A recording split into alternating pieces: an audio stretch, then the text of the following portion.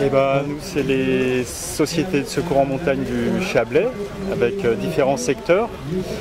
Secteur de Thonon-Bas-Chablais, Saint-Jean-d'Eau, Morzine, la Vallée Verte. Chaque secteur va connaître parfaitement son territoire, son terrain. C'est ce qui va nous permettre de venir aider les services publics quand il y a besoin. En renfort de personnes aptes à se déplacer sur le terrain et à conseiller éventuellement s'ils ont besoin. Ça demande du temps, l'entraînement. Les gens sont formés au secourisme au même titre que les pisteurs, les pompiers, même diplôme. Ils s'entraînent le plus possible et sont là au service des gens autant qu'on peut. Les chiens, c'est des grands chiens comme celui-là. Là. On a du berger allemand, on a du flat-côte, on a du malinois, on a tout ce genre de chiens. Caniche, il pourrait peut-être faire, mais dans la neige, ça va pas. D'accord. Et puis donc, on a un stage, on a une préparation de 2 ans avant de pouvoir aller au stage des maîtres chiens d'avalanche qui se passe dans les 2 Alpes. Et puis au bout de ces 2 ans, on passe le stage pendant 15 jours. Et au bout des 15 jours, on est diplômé ou pas. Voilà. D'accord. Savoir si le chien ou le maître ont suivi bien une progression. D'accord. La date est pour la sécurité dans les transports scolaires. Alors pour parler aux enfants, aux petits, pas aux grands. On a fait, vous voyez, une maquette avec un tapis de route. Et ça permet de la maquette de l'ouvrir, de voir, et on peut voir tout ce qui se passe dans un car.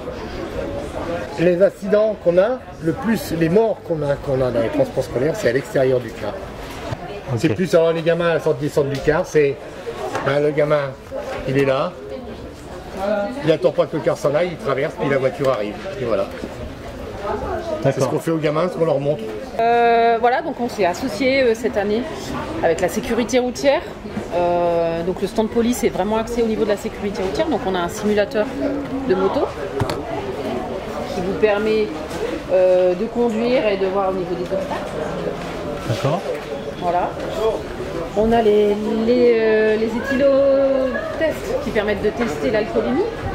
Et puis on a du coup ramené 2 motos. Les motards ils sont plus spécialisés effectivement dans les contrôles routiers.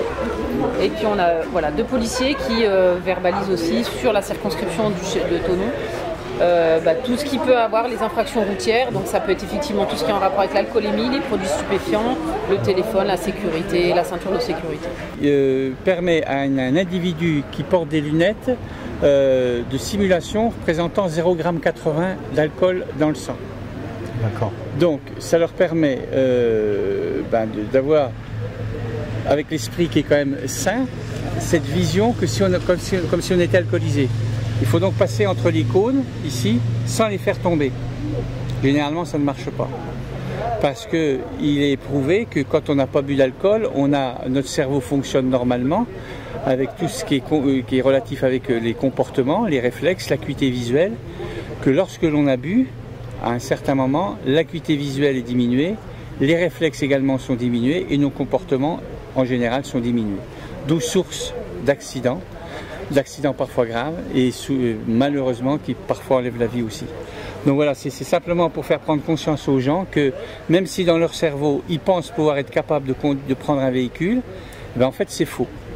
Parce que le retour de l'image qu'ils peuvent avoir après avoir ingurgité de l'alcool, c'est une vérité malheureusement qui est vraie. Hein.